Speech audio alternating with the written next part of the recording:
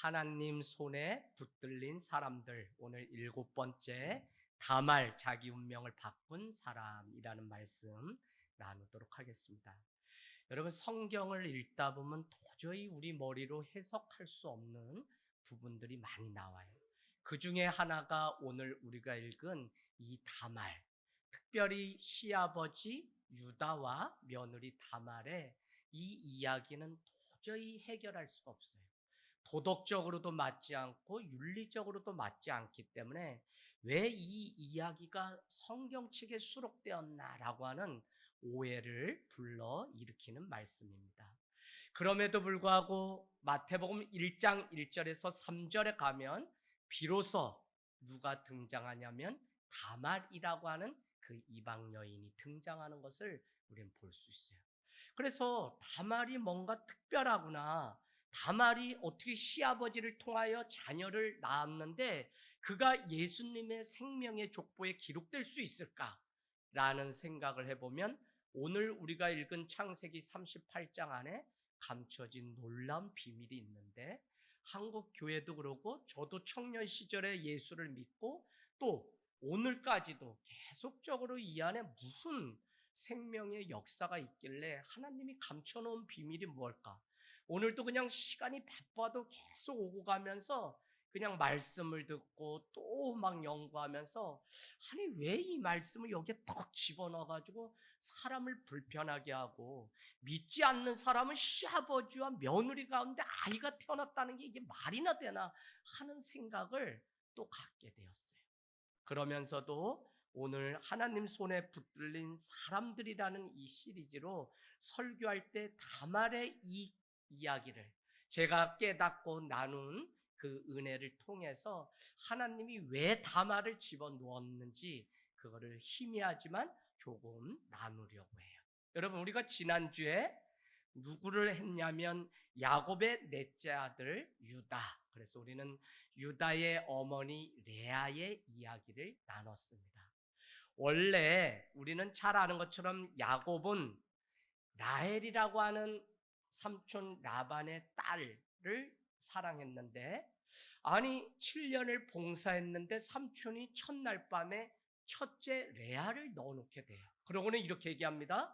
우리 지방에서는 언니를 대신해서 먼저 넣지 않기 때문에 레아를 보냈는데 너가 나를 위해서 7일을 채우라. 그래서 7일을 채우고 또 7년을 더 봉사하는 야곱의 인생이 등장하게 되죠. 그래서 우리는 레아는 어떻게 했다 그랬죠? 레아는 먼저 결혼해서 남편을 차지한 것 같지만 남편의 마음은 그의 동생 라헬에게 있기 때문에 여자로서 가장 괴로운 그 인생을 살아갔던 여인이 바로 레아다. 그런데 레아가 아이를 낳게 되었는데 그 과정을 통해서 제가 레아가 참 믿음일까요? 라헬이 참 믿음일까요? 하고 여러분께 질문을 했는데 결론은 레아였죠. 왜요? 첫째 아이를 낳았는데 그 이름을 루벤이라고 지었다 그랬습니다. 루벤이라고 하는 이름의 뜻에는 괴롭다라고 하는 거죠. 왜요? 남편의 사랑이 내가 아니라 라헬 여동생에게 가 있기 때문에 괴로운 것이죠. 그래서 그는 자기의 신앙의 고백을 따라서 상황에 따라서 그거를 승화하면서 자녀의 이름을 지었다고 그렇게 말씀했습니다. 이게 한국도 똑같은 게 뭐냐면 대부분 말자, 춘자, 자자 들어가면 그 집안에 아들을 낳고 싶은 그 한이 아주 거기에. 그런데 그게 안 되니까 이게 또 딸을 낳고 그러니까 그 딸이 태어나면 미움의 대상이 되어서 정말 한국의 여성들은 얼마나, 특별히 우리 어머니 같이 춘자, 말자, 옥자 대부분 아주 기구한 인생.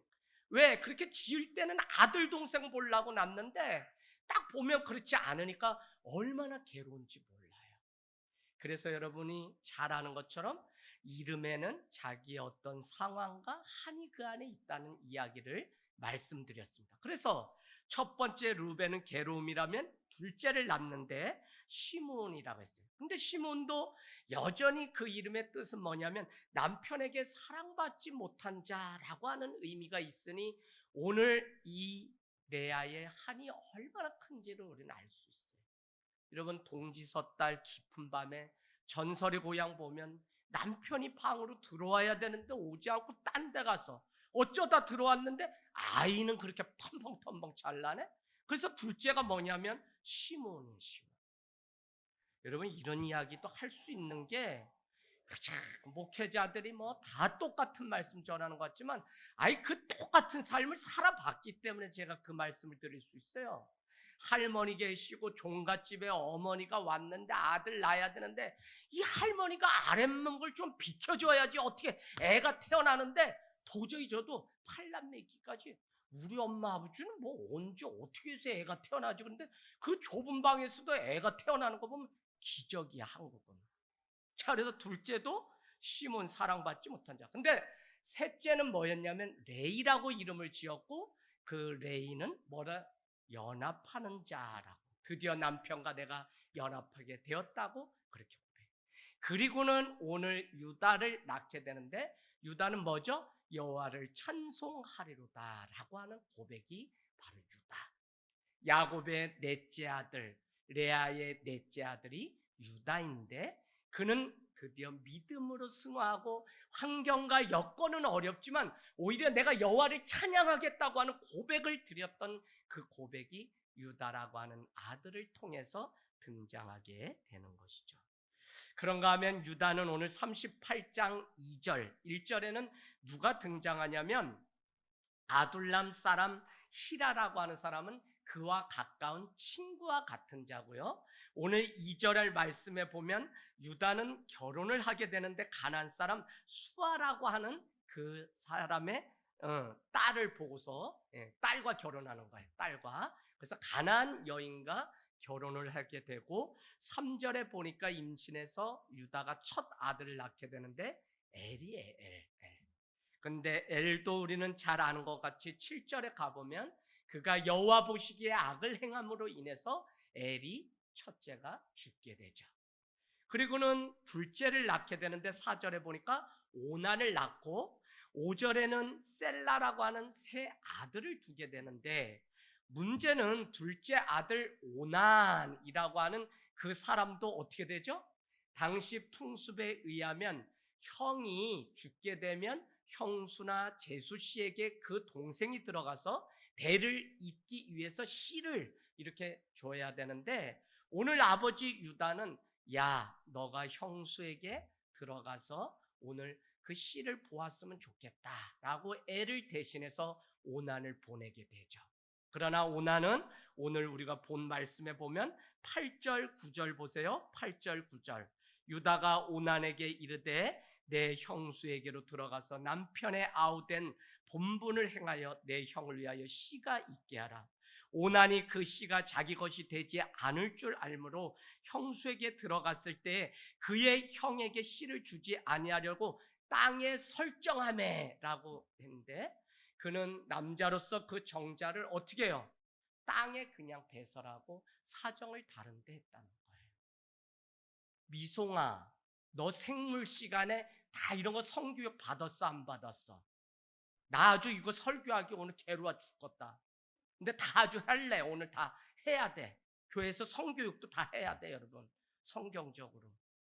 그래서 오늘 날려면 남녀가 만나야 되는데 이게 참 나 어렵다. 오늘 아주 하루 종일 머리가 빙빙 돌아. 이걸 어떻게 좀 은혜롭게 설명해.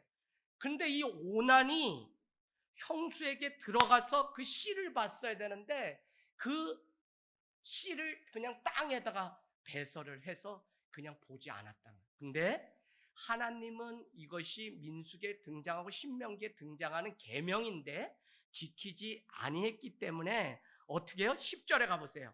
그 일이 여호와 보기에 악함으로 여호와께서 오난도 데리고 갔다는 거예요. 죽였다는 거예요. 자 그러면 누구만 남아요? 이제 유다와 가나안 사람 수아의 딸 누구요? 셋째인 셀라만 남게 되죠. 근데 셀라는 늦둥이였는지 나이가 아직 되지 않아서 그 아버지 유다의 마음 가운데도 무슨 마음이 있냐면 아니 보내놨다면 무슨 사정인지 남자들이 아들들이 첫째 둘째가 다 죽으니 이게 셋째 아들까지 보냈다가 아주 집안이 패가망신하게 되니까 뭐라고 이야기를 하냐면 11절에 보니까 며느리 다말아 너는 수절하고 너희 친정 아버지 집에 가 있어라. 너 내 아들 셀라 셋째 아들이 아직 어려서 장성하면 너를 다시 오라고 내가 부를 테니 너는 일단은 가서 친정에 가서 수절하고 기다리고 있어라 라고 얘기하고 다말은 친정 집으로 가게 되었다는 것입니다. 그래서 셋째 아들 셀라가 장성할 때까지 홀몸으로 기다리라고 해서 친정집에 가서 이 다말은 기다리고 있는데 문제는 세월이 아무리 흘러도 오라는 말이 없어. 유대 법에 의하면 첫째가 안 되면 둘째가 들어가고 셋째가 해서 형수에게 가서 그 대를 이을 만한 신을 받아야 되는데 아니 보내질 않는 거예요. 분명히 아들이 있기 때문에 아버님이 셋째 아들 셀라를 보낼 때를 기다리고 있는데 보내지를 않아요. 그래서 여러분 오늘 그 사연이 얼마나 기구한지 몰라요. 오늘 이 말씀은 저는 어디서부터 재미있게 이 일이 돌아가냐면 여러분 12절 가보세요. 유다의 아내 가나안 사람 수아의 딸 그가 죽게 돼요. 그러니까 상복을 입고 죽게 되었을 때 제가 가만히 상상도 막 해요. 여러분 이 성경이 때로는 안 되니까 막 어땠을까? 상상을 해봤더니 아버지 유다가 드디어 누구를 생각하게 되었냐면 혼자가 되고 나니까 과부가 되어서 혼자 살아가는 며느리 다말의 심정이 이제 조금 이해됐을 것 같아요. 이해되세요? 이해 안 된다. 내가 보니까 그런 경험이 없으니까 안 돼. 나도 안 돼. 그런데 전해야 되니까 내가 얼마나 후회를 했는지 내가 오늘 목사님들하고 북콘서트하고 난 교회 가는 게 오늘 두렵다. 왜요? 그래서 오늘 본문이 다말이래 가지고 목사님들 다말 그거 왜 해? 근데 난 다말을 저도 안 전했고 이제는 전해야 돼서 요한계시록과 같은 감춰진 그 봉인을 이제는 내가 열어서 하나님의 계시를 오늘 해야 되는데 저한테 다말 그 설교 오늘 제가 전하면 다 듣겠다 그러시더라고요. 이 목사는 어떻게 다말을 풀어내는지 궁금하다고. 왜요? 본인들도 잘 안 하거든요. 이 말씀. 미송아 네가 생각할 때 아버지 유다와 며느리 다말이 짝짝꿍 해가지고 애가 태어나는 게 말이 되니? 거기서 예수님이 나왔다는 게 말이 돼? 새로면 안 되지 네가 생각해도. 근데 요거를 내가 좀 풀어내려고 하니까 이게 죽겠는 거예요. 장혜정 원사님은 이게 이해가 돼요? 아주 그냥 쌍 그지 다 쉐리 맛 잡고 막 이래야 돼. 근데 당시 풍습에도 뭐가 있냐면 그냥 화형에 처하게 돼 있어요. 이게. 재판의 절차를 받고. 근데 오늘 중요한 것은 유다도 어쨌거나 아내를 잃어서 괴로움 가운데 상복을 입고 있었다는 것입니다. 자, 그래서 상복을 이제 입고 있는데 아버지 유다가 13절에 가니까 상복을 벗고 그의 친구가 등장하는데 그 친구가 누구죠? 아둘람 사람 히라 1절에 나왔던 히라와 함께 딥나라고 하는 곳에 양털을 깎으러 올라온다는 소식을 누가 듣게 되냐면 친정집에 가 있던 다말의 귀에 시아버지가 올라온다는 소식을 듣게 돼요. 이 소식을 듣자 다말은 자기가 있던 모든 거 다 벗어버리고 어떻게 되냐면 미망인 복장을 벗어버리고 너울로 얼굴을 살짝 가린 후에 어떻게 해요? 계획을 짜기 시작하는데 시아버지가 오는 그 틈을 타서 내 접근을 하려고 해요. 그동안은 계속 아버지가 소식을 줄 때까지 시아버지의 소식, 셀라를 기다리고 그런 마음이 있었는데 더 이상 이렇게 수동적으로 살아서는 안 되기 때문에 내가 계획을 세워서 나의 인생의 운명을 바꿔야 되겠다고 하는 생각이 누구에게? 다말에게 있었다는 거예요. 원래 다말은 여러분 거기 써놔 보실래? 다말은 재밌어요. 이게 그래서 참 성경을 깊이 연구하면 재밌는데 뭐냐면 다말은 종려나무라는 뜻이에요. 이스라엘 다녀오신 분들은 다 아세요. 그리고 여러분 이제 그 환갑되지, 환갑되면 하늘 땅 교회는 다른 데 가지 말고 이스라엘 가는 거로 잔치 대신하려고 그래요. 안 그러면 선교지 가든지. 할렐루야. 칠순까지는 교인 괜히 불러서 예배드리자, 이거는 저만 가면 되니까 이렇게 좀 바꿔서 가보면 좋을 것 같아요. 자, 그런데 종려나무 가서 이스라엘에 가보면 알지만 종려나무가 얼마나 쭉쭉 잘 빠졌는지 몰라요. 광야 가운데 종려나무, 야자수, 대추 열매 있는 거 그거 우리 먹잖아요. 그 나무가 쫙쫙 미끈미끈해. 쭉쭉 뻗었어. 그래서 다말이 그 이름의 뜻이 종려나무라는 것은 학자들이 말을 하기를 뭐라 하냐면 아주 그 시대의 당대의 가장 아름다운 여인이 아니었을까 그렇게. 근데 그 여인이 여기에 너울을 쓰고 얼굴이 보일 듯 말 듯. 남자들은 그 이해되세요? 아니 이렇게 확 편사라 집사님, 목사님 이렇게 다 열어놓은 게 아니라 보일 듯 말 듯 샤샤샤 하니까 이게 어떻게 돼? 전설의 고향 보면 다 나오잖아. 이제 오늘은 이렇게 된 마당은 나도 다 얘기해야지 뭐 어떻게 돌려서도 못하겠어. 성경이니까. 자, 그래서 너울을 가리고 시아버지 앞에 오는데 작전을 얼마나 잘 짜는지 몰라요. 너울로 몸을 가리고 얼굴을 가리고 어디에 가 있냐면 거기 한번 보실래요? 자, 14절에 그가 그 과부의 의복을 벗고, 누구죠? 다말이 벗고 너울로 얼굴을 가리고 몸을 휩싸고 딥나 길 곁 에나임 문에 걸터 앉아 있는 거예요. 요것도 문제 된다 이거. 응? 그 시아버지가 지나가는 그 길목에 가만히 너울을 쓰고선 다리깽이 하나 쫙 내밀고선 그리고 기다리고 있었다니까. 이 전략이 요거에 남자들 걸려 넘어지면 아주 집안 망한다. 이거 큰일 난다 요거. 자, 그래서 안진이 이는 셀라가 장성함을 보았어도 자기를 그의 아내로 주지 않음으로 말미암아 그가 얼굴을 가리었으므로 유다, 시아버지 유다는 그를 보고 다말 며느리를 보고 뭐로 여겼다고요? 창녀인 줄 알았다. 그렇게 얘기해요. 그러니 여러분 겉사람만 보고 평가했다가 이 죄를 뒤집어 쓰는 거예요. 그죠? 우리는 성전 미문에 가만히 앉아 있다가 그 소리를, 뭔 소리를 하는지 들었다가 인생이 바뀌었던 사람들이 에스더에 나왔었죠? 네, 에스더 기억하셔야 돼요. 자, 오늘 밤에 가서 에스더 찾아보세요. 이 문에 걸터 앉았다가 역사가 일어나요. 자, 그래서 앉아 있는데 문제는 뭐냐면 자신의 며느리인 줄 모르고 16절 가보세요.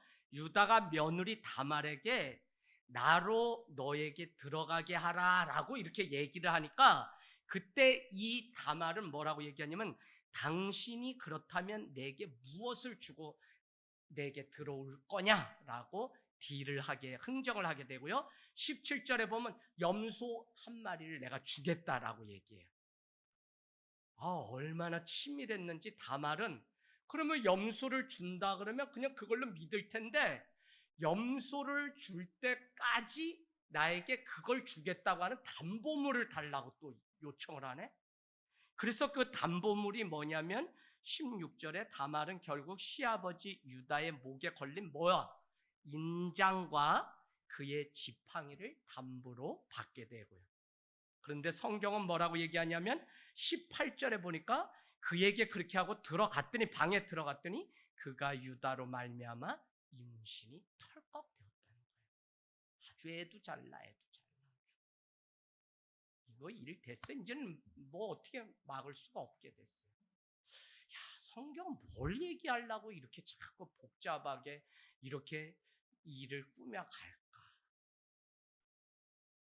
참 우리 인생 참 복잡하고 때로는 설명 안 되는 거는 우리도 똑같을 때가 많아. 명절 세고 다 왔는데 어머니가 전화 왔어요. 아들아, 다리가 안 움직이는 거 보니까 내가 중풍이 온 것 같아. 얼마나 이번엔 놀래서 어머니 이제 끝이구나.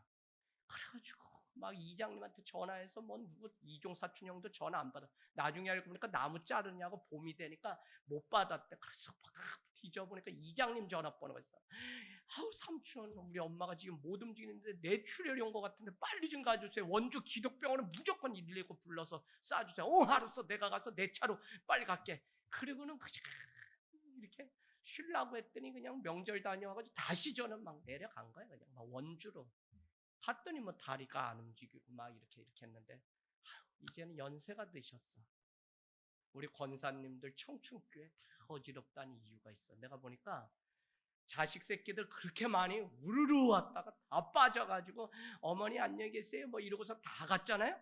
그러니까 그날 오후 저녁 아침 안 드신 거야. 그리고는 점심에 또 안 드시고 일어나가지고 뭘 소 밥 주려고 움직여보니 원래도 어지럼증이 있다가 어떻게 해요? 그냥 다리가 안 움직이니까 이게 중풍이 왔나 하고 저한테 얼른 전화해서 저는 막 놀래서 그냥 달려갔어요. 그래서 저혈압인데 당이 없는데도 음식을 이 어르신이 82이신데 드시지 않으니까 이 몸이 안 움직이니까 그렇게 노예했던 거예요.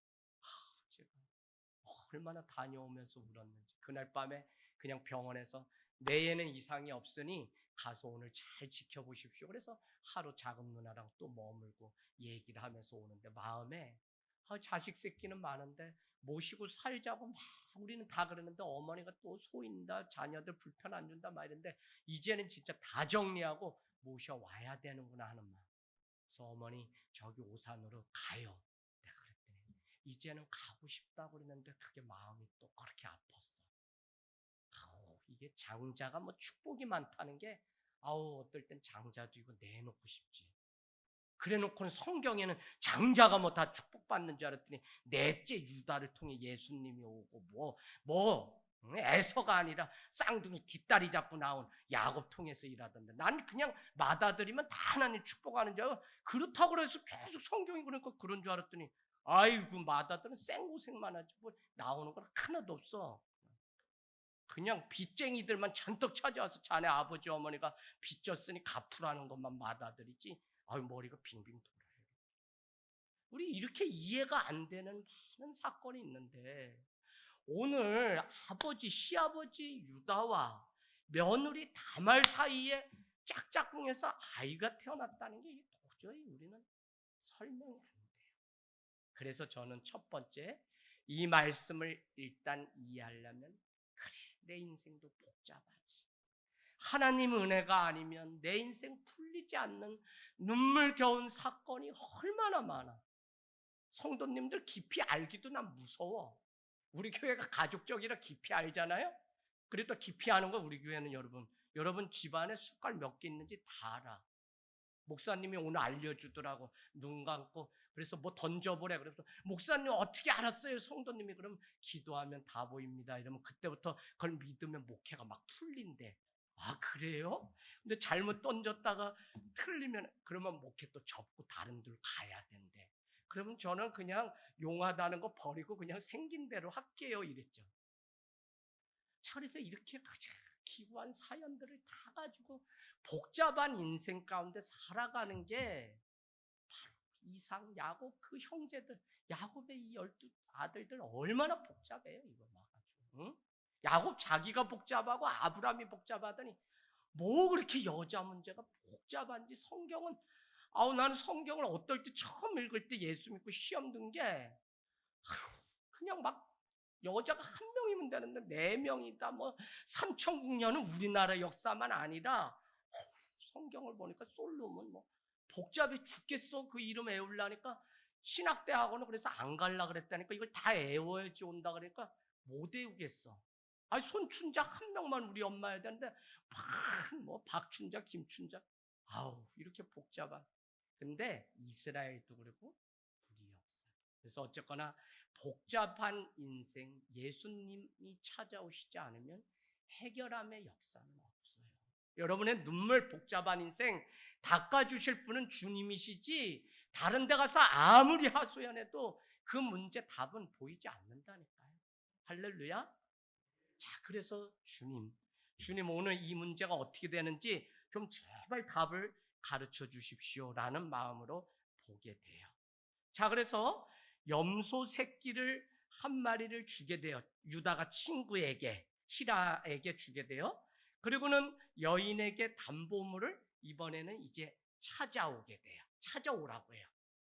그래서 염소 새끼를 준다는 그 약속대로 그때까지 나한테 담보물을 맡겨라 이래서 인장과 지팡이를 보냈는데 염소 새끼를 줬으니 이제는 어떻게 해요? 인장과 지팡이를 친구 자네가 가서 가지고 오게나라고 그렇게 얘기했는데 문제는 23절에 가보니까 친구가 그걸 찾지 못했대. 다말이 없대는 거야. 그 자리에 갔더니. 아니 다말이 똑똑한 여자인데 그 자리에 있어요? 없지. 그런데 23절에 가보니까 유다가 이르되 냅더라 냅더라. 그거 그냥 그 여인이 가지고 가게 두라.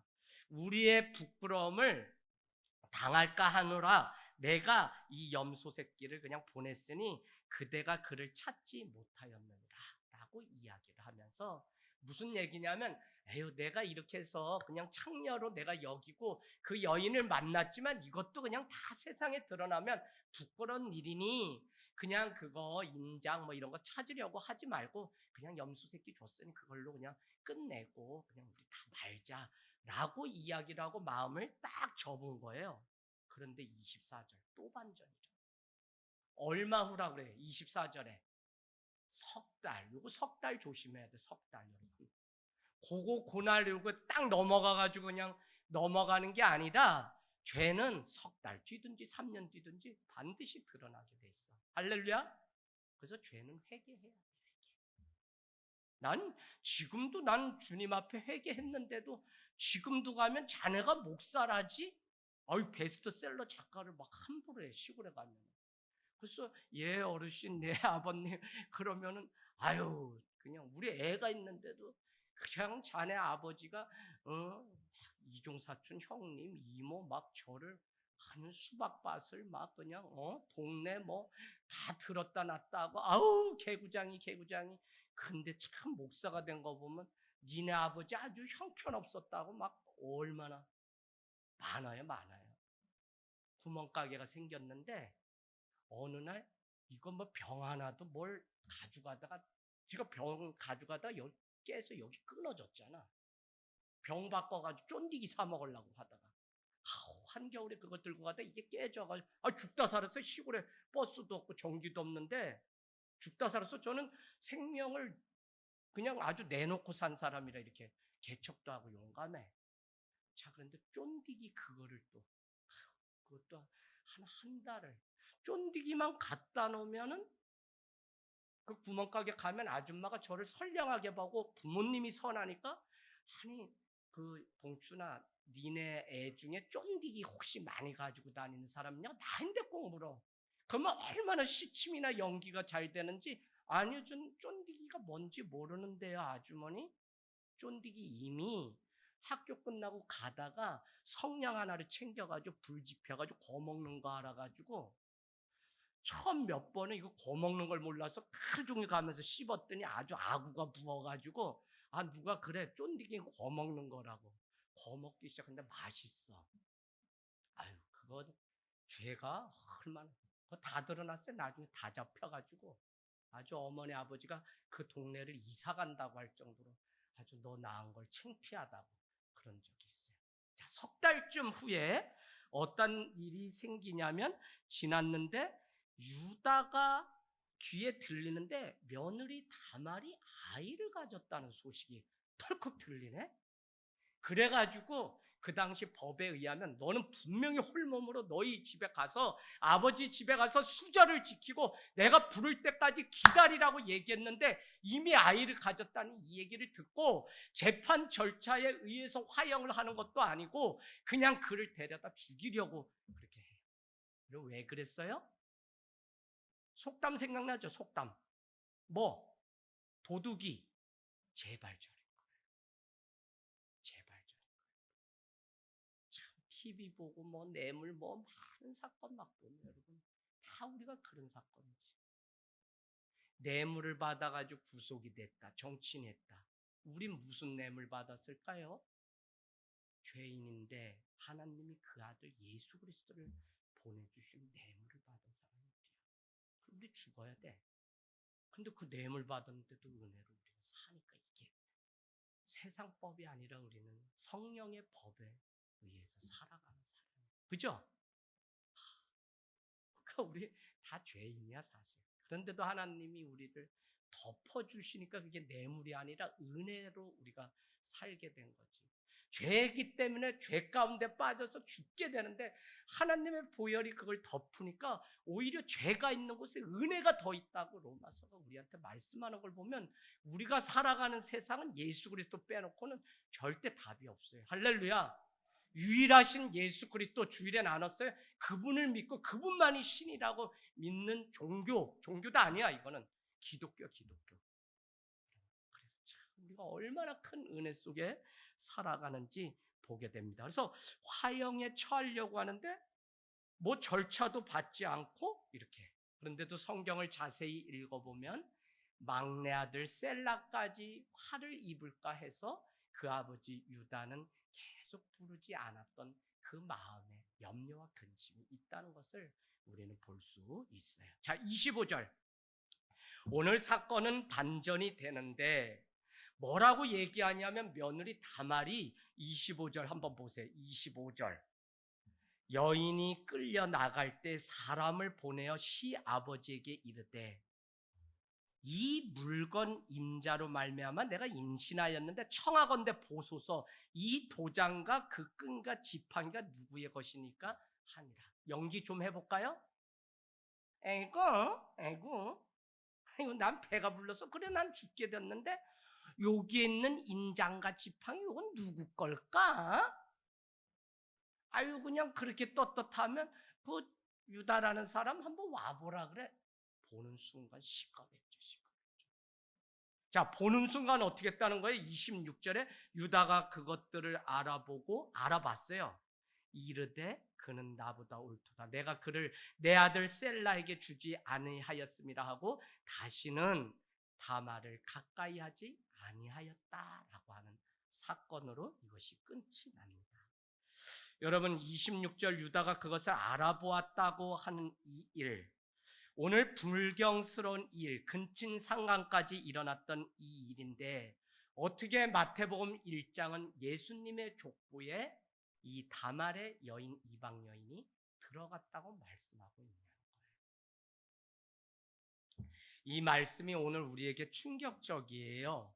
아니면 다말의 행동이 옳다 그르다고 우리가 도덕적인 잣대를 가지고 계산할 수 있어요. 또는 다말이 잘못한 거냐 시아버지 유다가 잘못한 거냐를 놓고 우리는 계속 따질 수 있어요. 이것이 이해하기 위해서는 성숙된 믿음이 우리에게 필요해요. 각자가 가지고 있는 기준이 아니라 하나님의 마음, 하나님의 눈, 하나님의 사랑의 잣대가 있어야만 이 문제는 해결될 수 있다는 거예요. 할렐루야. 성경이 다 그래요. 우리 인생이 다 그래요. 여러분 내 인생 왜 이렇게 사는지 모르겠다고 원망하지 마세요. 이제는 말씀 가지고 살아야 되는데 그 말씀이 정말 주님의 사랑의 잣대가 되면 그 말씀 앞에 내 인생 이렇게 잣대가 돼서 기준이 되면 다 문제가 풀린다니까요. 그리고는 뭐라고 고백해요? 이를 통해서도 하나님이 하시고자 하신 뜻이 있었다고 요한복음 9장 태어날 때부터 소경된 자도 그렇게 고백해요. 내가 병들고 내가 잃고 내가 오해받고 내가 사람들에게 손가락질 당하고 누가 당했어요? 오늘 이 다말이 손가락질 당했잖아요. 저 두 남편을 잡아먹은 년 그렇게 얘기 안 했겠어요? 그런데 이제는 시아버지하고 해서 애가 베레스가 태어나 이 망할 년 세상이 그렇게 얘기할 거라고. 그럼에도 불구하고 성경은 오늘 도덕적으로는 분명히 잘못됐다고 말함에도 불구하고 왜 이 말씀을 우리에게 굳이 말씀하고 있냐? 우리가 생각하는 도덕과 윤리가 복음이 아니라 그것을 뛰어넘는 것이 복음이며 기쁜 소식이며 유앙겔리온이라고 하는 사실을 우리에게 가르쳐줘요. 여러분 내가 내 삶을 볼 때 나는 형편없어요. 왜? 도덕적으로 보면 능력적으로 보면 뭐 되는 게 없이 날마다 나만 떨어져서 그래서 매일 목사님들이 누구 잘하는데 나는 그것도 못 써. 저한테 뭐라고 얘기냐면 나는 글 쓸 능력도 없고 목사님은 글이라도 잘 써가지고 뭐가 되는데 난 그것도 안 되고 난 설교도 못하고 목사님은 뭘 비교해요? 계속 형편없는 자기 자신. 근데 복음을 만나지 않아서 그렇지, 정말 복음을 만나면 그 연약한 자를 통해서 일하시고 죄인들을 들어서 하나님이 왜 오셨는지 우리에게 그 사랑을 드러내는, 이게 복음이기 때문에. 그래서 뭐라 그랬어요? 복음은 하나님이 세상을 이처럼 사랑하사 뭐를 주셨다는 거예요? 독생자 예수 그리스도를 보내셨다는 거. 누굴? 나를 위해서. 이게 믿어져야만 복음이고, 이걸 믿어야만 성도고, 이걸 믿어야만 교회 다니고 왔다 갔다가 아니라 이젠 진짜 내 힘으로 내가 그냥 은혜 때문에 예수 앞에 서는 거지. 평생, 여러분, 이게 안 되기 때문에 교회 오래 다닌 사람이 교회를 망치는 거지, 막 믿은 나중된 자가 뭘 교회를 어렵게 하겠어요? 그 사람들은 귀엽다니까. 목사님, 왜 헌금하라고 하세요? 애기 눈에는 이게 당연하지. 교회 오면 왜 헌금해야 돼요? 당연히 이건 귀여운 질문이야. 근데 왜 해야 되는지 알아도 안 하고, 왜 우리가 예배를 드려야 되는지 아는데도 안 하고, 이게 문제라고요. 그럼 정말 복음으로 우리가 거듭난 인생. 그래서 코로나 기간에 계속 강조했던 게 뭐냐면, 이렇게 어려운 상황 가운데 이제 진짜 원망하지 말고 복음 앞에 내 인생의 결론을 맺고 복음으로 돌아와서 자기를 성찰하고 점검해야만 우린 진짜 이제 곧 오실 주님 앞에 설 수 있지. 복음의 옷을 내가 가리지 않으면 나도 연약하고 나도 죄인이고 나도 무능한 자인데 내가 어떻게 주님의 구원을 받아요? 계속 옥수영은 이걸 우리한테 유혹해요. 뭐가 안 되기 때문에 구원받을 자격. 구원받았습니까? 예, 받은. 구원의 증거 되십시오. 예? 우리 교회를 다니는 분들은 대부분 이렇게 해요. 아니, 예수님 믿으면 구원받는 줄 알고 다 그렇게 하는데 자꾸 증거를 들이대라니까 내가 뭐 잘못 믿나? 이러니까 한번 따라와 보세요. 좋은 거 먹여줄게. 그래서 자꾸 옥수영 따라가게 돼. 아주 이 거짓부렁으로 살아. 근데 그 기준이 뭐냐? 자꾸 도덕적, 윤리적인 기준으로 복음으로 우리를 자유케 하는 게 아니라 안식일을 안 지켰고 유월절을 안 지키고 뭐 안 지켰다는 걸로 그때마다 여러분은 뭐라면 그게 예수님과 무슨 상관이 있는데요? 설명 30분 40분 장황하게 막.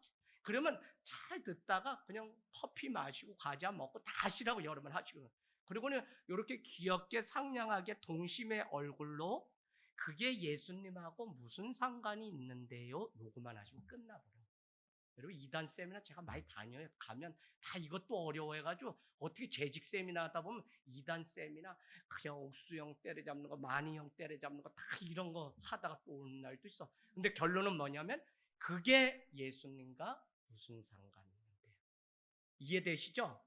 자기네 교리 합리화하기 위해서 막 이렇게 둘러대는데 그게 예수님과 상관없어요. 비슷하다고 막 얘기하지만, 그러면 그냥 구체적으로 얼굴을 더 가까이 들이대고 그게 예수님의 구원과 무슨 상관이 있는데요? 이러면 유월절 뭐 이런 거 설명 못해요. 자기네 그냥 매뉴얼대로 얘기하다가 턱 여기 이단인가 보다. 우리 목사님이 이단 조심하라고 했는데 이렇게만 하면 그냥 끝나.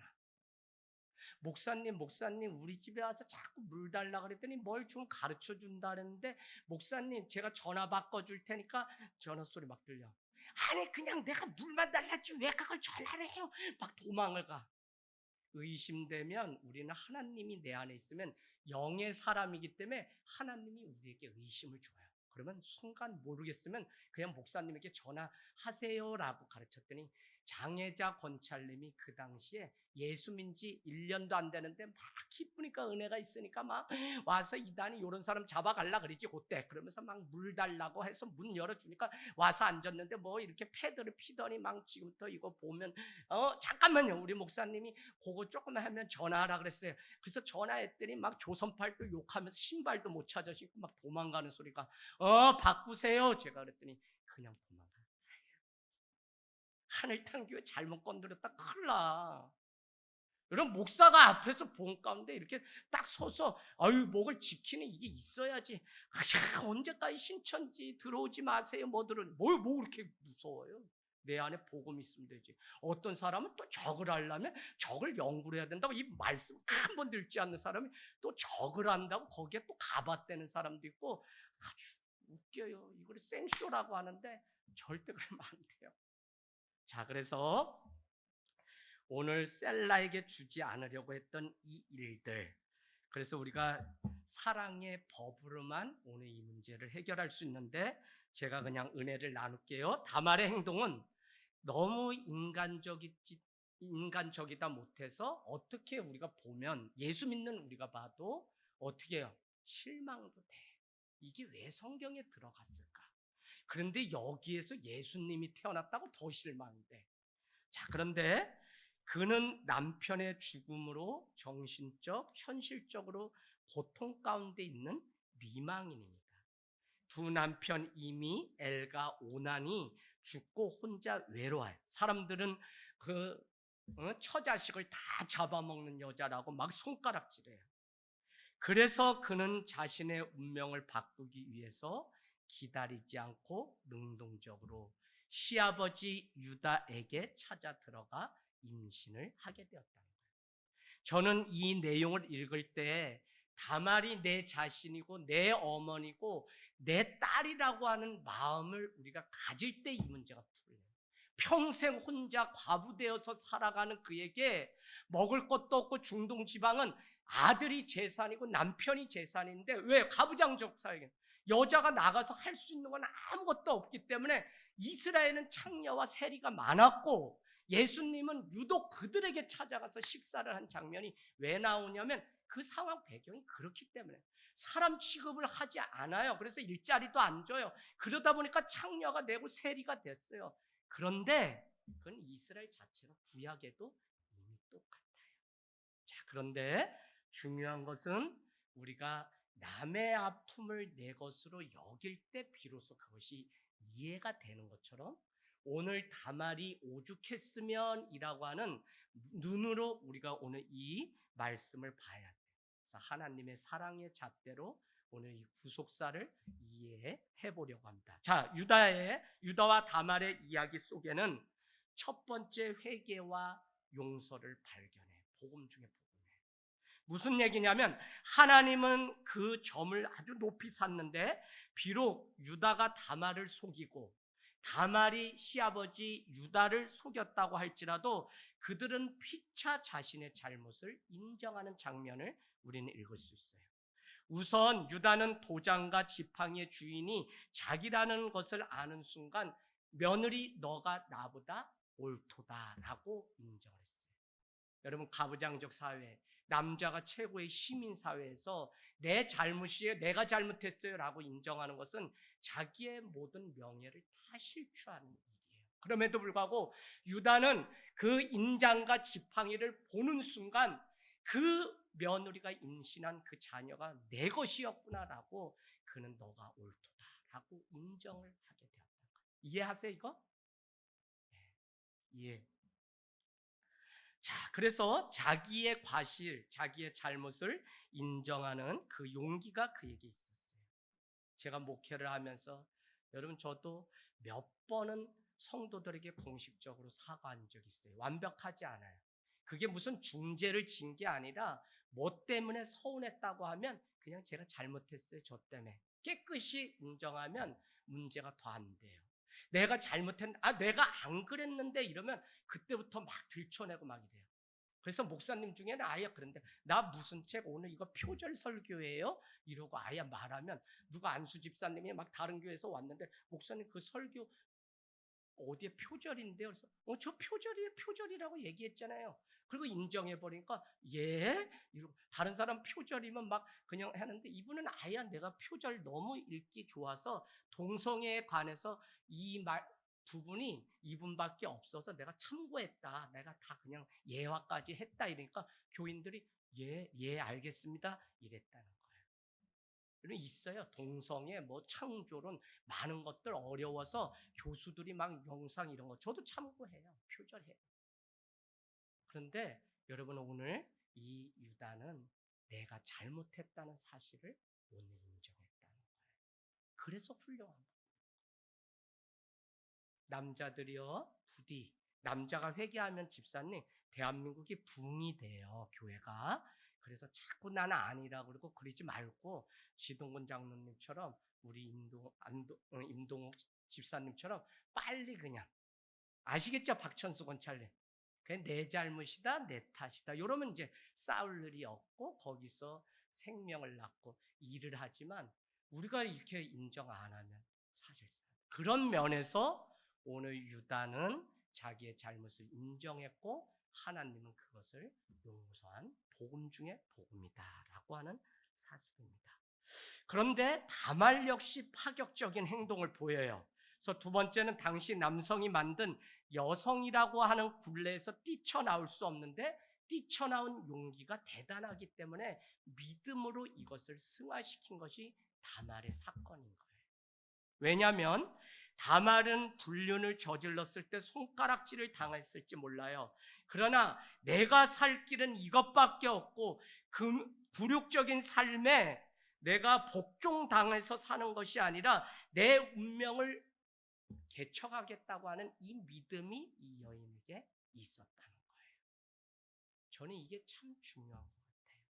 우리가 환경과 여건에 굴하면서 날마다 남자든 여자든 살아갈 수밖에 없는데 내가 이렇게 앉아 있을 수 없다. 그래서 여러분은 38년 된 앉은 병자가 38년 그곳에 앉아 있었으면 아니 당연히 낫고 싶고 일어나고 싶고 고침받고 싶지. 근데 예수님은 그에게 찾아와서 뭐라고 말씀하셨냐면 내가 낫고자 하느냐라고 물었어요. 아니 당연하잖아요. 그런데 믿음을 드리고 믿음의 고백을 네 입으로 할 것을 왜? 오랜 동안 무기력해서 38년 동안 물이 동할 때 뛰어들면 한 사람을 고친다는 그 말이 있는데 아무도 나를 그 베데스다 양문 그 물에 동할 때 넣어주지 않고 지들이 먼저 뛰어들어서 내가 이렇게 되었다고 원망하고 있는 이 38년 된 자에게 뭐라고 얘기하냐면 너가 정말 낫고자 하느냐? 얘 낫기를 원합니다. 내 자리를 들고 나아가라 라고 명령했어요. 주님은 우리에게 늘 믿음이 있는지 없는지 체크를 하시는데 오늘 다말의 인생 가운데도 오늘 남편이 다 죽고 그 씨를 영원히 보지 못할 것 같은 인생 가운데도 그가 자기 인생을 그냥 시아버지지만 인간적으로 보면 이게 근친상간이고 비참하지만 어떻게든지 자기의 인생의 운명을 개척하려고 하는 그 믿음이 그에게 있었어요. 여러분 오늘 말씀 어떻게 풀어내야 될지 전 모르겠어요. 그냥 여기까지. 그런데 참 중요한 게 무엇이냐면 오늘 이 말씀 우리가 이런 말씀이 있어요. 다말의 그 신앙 고백이 여기에 전혀 등장하지 않아. 나 하나님 믿어요. 나 체험했어요. 나 기도했더니 뭐 했어요. 라고 말하는 게 우리의 신앙인데 하나님이 어떻게 도와줬다 어떤 하나님이다 전혀 없어요. 오히려 그의 행동을 통하여 이 여인이 믿음이 있었구나. 저는 오늘 교회와 성도가 특별히 우리는 날마다 교회가 무엇인지 묻는다고 하는 그 책의 의도가 이런 거예요. 더 이상 간판 화려하게 건물 화려하게가 아니라 믿는 우리가 잘 믿어서 세상 가운데 우리가 간판이 돼야지 뭐 우리 교회 오면 뭐 있다 그렇게 될까 봐 두렵다니까요. 그게 아니라 정말 우리가 믿음의 그 행동을 증명해내는 그 일을 통해서 하나님 여기 살아계시고 여기를 베델이라고 해야지. 여기를 베델이라고 해야지. 여기를 베델이라고 해야지. 여기 가정을 베델이라고 해야지. 다 베델이라고 하는 하나님이 여기 계시구나라고 하는 것을 드러낼 수 있는 방법이 뭐냐면 바로 믿는 성도의 삶을 통해서. 그래서 여러분 전혀 굴하지 마세요. 하나님이 가장 육신의 병마부터 다 모든 거 또 뭐 머리가 안 돼요? 우리 또 대회가 있어요? 다 하나님께 맡기고 우리는 그냥 주님께서 일하실 걸 믿고 그게 누구냐? 베드로잖아요. 뭐 앞뒤 계산이나 그냥 열심만 있어서 저질르는데 그것도 하나님이 믿음으로 보시고 그를 통해서 일하시죠.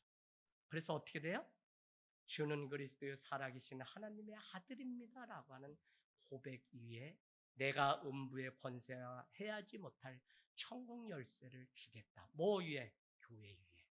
그래서 베드로가 그렇게 다혈질이고 문제투성인 사람이라도 그를 통해서 교회가 시작되었기 때문에 우리는 베드로의 믿음을 크게 보는 거예요. 여러분 참 베드로 그죠? 예, 얼마나 열정적으로 성령을 만나고 변화됐는지. 사도행전 2장에 오순절 성령이 임하자 사람들이 다 뭐라고 하면 저 사람이 술 취해서 저런다라고 얘기했어요. 내가 보고 들은 것을 어떻게 말하지 않을 수 있느냐. 복음을 안중병자를 이렇게 세우자 솔로몬의 행각에 소문이 났는데 저가 자꾸 예수를 전한다라고 했더니 유대 간원들이 사도행전 3장에 보면 붙들어 가게 되거든요. 그래서 옥에 가두는데 너가 이 일이 예수가 했다는 것만 말하지 않으면 내가 풀어주겠다라고 했지만 그는 단호하게 고백합니다. 내가 보고 들은 것을 어찌 말하지 않을 수. 그 입 못 막는다는 거예요. 난 보았기 때문에 나는 분명한 복음과 확신이 있기 때문에 나는 오늘 저는 다말의 인생 믿음을 얘기하고 하나님을 말하지 않았지만 그는 자신의 주어진 그 운명에 빠져서 인생의 굴레 나는 왜 이렇게가 아니라 개척해야지. 왜? 믿음 있는데. 왜? 어떻게 얻은 인생인데 승리해야지. 이게 믿음이에요. 뭐 이렇게 막 해서 그게 아니라 정말 하나님이 내 인생 가운데 함께 하심을 믿는 거 이 신뢰. 이제는 좀 코로나 지나고 나니까 성도들 막 군사돼가지고 막 이거보다 때로는 좀 신앙이 뭐지 믿음이 뭔지 요새 좀 많이 고민을 하면서 그래 하나님이 하실 거야? 하나님이 더 이것보다 나은 것을 나를 위해 준비하실 거야. 이 믿음 이게 진짜. 그래서 여러분 교회는 개척되고 성도는 또 씨앗을 심고 나는 못 먹어도 나는 뭘 누리지 못해도 자식을 위해서 심는 그 부모의 마음처럼 주님 나라를 위해서 또 심는 아름다운 삶이 되기를 주님의 이름으로 축복합니다.